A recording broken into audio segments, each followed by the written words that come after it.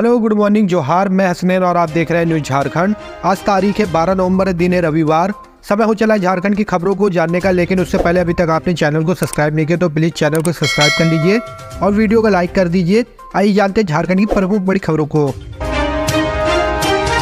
इन 3 आदिवासी गांव में ग्रामीण नहीं मनाएंगे दीपावली, जाने क्या है कारण। बोकारो जिले के गोमिया प्रखंड अंतर्गत सियासी पंचायत में नक्सल प्रभावित और आदिवासी बहुल 3 गांव ऐसे हैं जहां ग्रामीण दीपावली नहीं मनाएंगे। इस संबंध में जब ग्रामीणों से पूछा गया तो उन्होंने बताया कि दीपावली अंधेरों को उजाला करने का त्यौहार है, लेकिन हमारे गांव बिरहोर डेरा और काशी टांडा में बीते 4 सालों में बिजली नहीं है। असना पानी गांव में आज़ादी के 75 साल गुजरने के बाद भी बिजली नहीं पहुंची है। ग्रामीणों ने बताया कि इस संबंध में स्थानीय विधायक, पूर्व विधायक, वर्तमान सांसद को जानकारी दी गई है, लेकिन आज तक समस्या का समाधान नहीं हो पाया और हम सभी रात के अंधेरे में जीवन गुजार रहे हैं। ग्रामीणों ने कहा, हमारे गांव की 10 किलोमीटर की दूरी पर TTPS परियोजना है। यह उत्पादित बिजली पूरे शहर और ग्रामीण क्षेत्र को रोशनी देने का काम करती है। दिवाली के तीनों आदिवासी गांव में बिजली नहीं जल रही है, ऐसे में हम दीपावली कैसे मनाएं। मिट्टी तेल भी नहीं मिलता, अगर मिलता है तो इतना महंगा मिलता है कि हम खरीद नहीं सकते। ऐसे में हम दिए भी जला नहीं पाते हैं। ग्रामीणों ने कहा कि हम सभी आदिवासी परिवार के बच्चे बिजली नहीं रहने से पढ़ाई नहीं कर पा रहे हैं। जिला प्रशासन व सरकार विकास के नाम पर विभिन्न क्षेत्रों में विकास किया जा रहा है, लेकिन ना जाने सुदूरवर्ती नक्सल प्रभावित क्षेत्र के प्रति रुचि नहीं लिया जा रहा है, जो काफ़ी चिंताजनक बात है। जनगणना की तैयारी शुरू, वार्डवार क्षेत्रफल मांगा, देर से ही सही जनगणना की तैयारी शुरू हो गई है। जनगणना निदेशालय ने संकेत दिए कि 2024 में जनगणना हो सकती है। पूर्वी सिंहभूम जिले में इसको लेकर अब कागजी कामकाज शुरू हो गया है। इसको लेकर जनगणना निर्देशालय ने जिला सांख्यिकी पदाधिकारी के साथ वीडियो कॉन्फ्रेंसिंग कर जरूरी निर्देश दिए हैं। इसके तहत सबसे पहले जिले के क्षेत्रफल की जानकारी मांगी गई है, लेकिन इसके लिए ग्रामीण क्षेत्र में राजस्व ग्राम और शहरी क्षेत्र में वार्डवार क्षेत्रफल की रिपोर्ट मांगी गई है। वैसे जिले में कुल 1785 राजस्व ग्राम है। जहाँ तक शहरी क्षेत्र का सवाल है, जिले में 4 स्थानीय निकाय है। इसमें मानगो नगर निगम, जुगसलाई नगर परिषद, चाकुलिया नगर पंचायत और जमशेदपुर अक्षेस है। मांगो नगर निगम क्षेत्र में कुल 36, जुगसलाई में 22 और चाकुलिया में कुल 12 वार्ड है। इनका क्षेत्रफल हेक्टेयर या फिर वर्ग किलोमीटर में निकाला जाएगा। हालांकि एक अन्य निकाय जमशेदपुर अक्षेस में अभी भी पुराने 7 ही वार्ड है। यहाँ पर विधिवत वार्ड गणना की प्रक्रिया आज तक पूरी नहीं हो सकी। इसकी वजह से वहाँ वार्डवार क्षेत्रफल को लेकर पेच एक खास बात यह है कि सबसे बड़ी नगर निकाय यही है। वैसे पूरी पूर्व सिंहभूम जिले का क्षेत्रफल 3533 वर्ग किलोमीटर है। 2021 की जनगणना के अनुसार जिले की आबादी 22,93,919 थी। लिंगानुपात 949 और साक्षरता दर 76.13% है। हालांकि 15 साल बाद जब जनगणना होगी तो ये सारे आंकड़े पहले से बेहतर होने की संभावना है। JMM और कांग्रेस ने बीजेपी पर PM के दौरे का राजनीतिकरण करने का लगाया आरोप। सरना धर्म कोड और HEC के लिए की पैकेज की घोषणा की मांग। JMM और कांग्रेस ने बीजेपी पर प्रधानमंत्री के झारखंड दौरे का राजनीतिकरण करने का आरोप लगाया है। JMM और कांग्रेस के आरोपों पर बीजेपी ने भी पलटवार किया है। भगवान बिरसा मुंडा की जयंती पर देश के प्रधानमंत्री मोदी झारखंड आ रहे हैं। 15 नवंबर को प्रधानमंत्री भगवान बिरसा मुंडा की जन्मस्थली खूंटी जिले के उलेहातू गांव जाएंगे और धरती आबों को श्रद्धांजलि देंगे। वहां प्रधानमंत्री नरेंद्र मोदी की जनसभा भी होगी।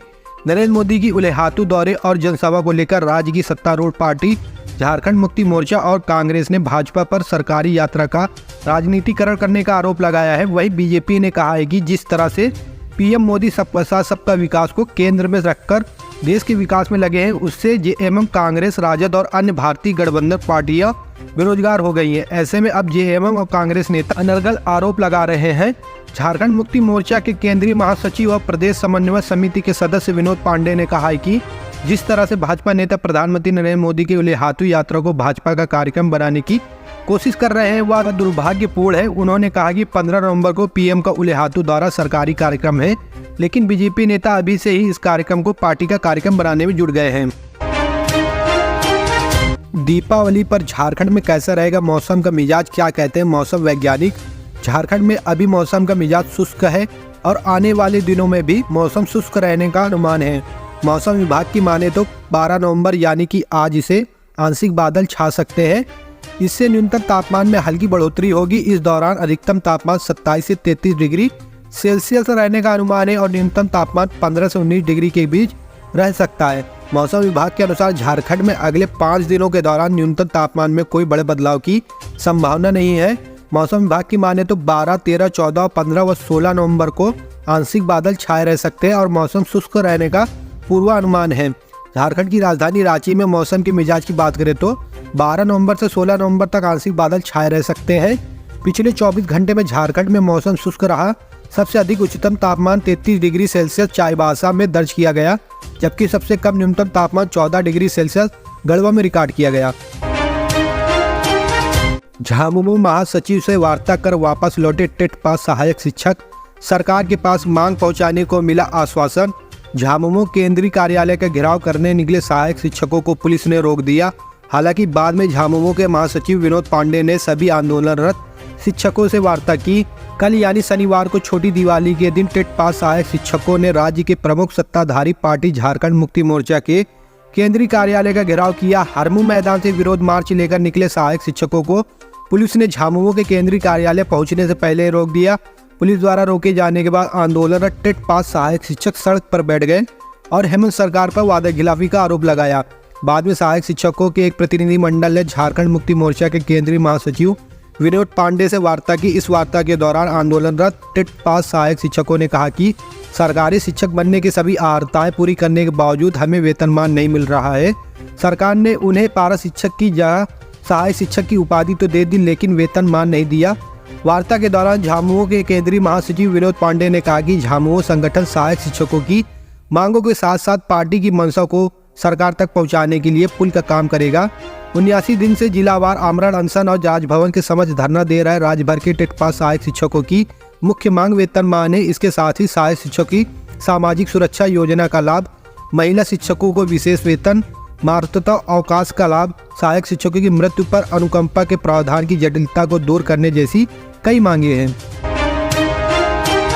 दिसंबर महीने में झारखंड में सरकारी नौकरियों की बहार, जाने कहां मिलेगा मौका। दिसंबर महीने में झारखंड में बम्पर नियुक्ति होने वाली है। सिर्फ शिक्षा विभाग में 35,000 लोगों की भर्ती होगी। हेमंत सरकार के 4 साल पूरे होने पर इन्हें नियुक्ति पत्र मिलने की संभावना है। राज्य में दिसंबर महीने तक बड़े पैमाने पर सरकारी नियुक्तियां होंगी। अकेले शिक्षा विभाग में करीब 35,000 नियुक्तियां करने की तैयारी की जा रही है। इन नियुक्तियों में प्राइमरी सहायक आचार्य से लेकर पीजीटी शिक्षक शामिल है। झारखंड कर्मचारी चयन आयोग को पूर्व में प्रकाशित विज्ञापन की परीक्षा और आयोजित हो चुके परीक्षाओं के रिजल्ट दिसंबर से पहले संपर्क कर लेने को कहा गया है।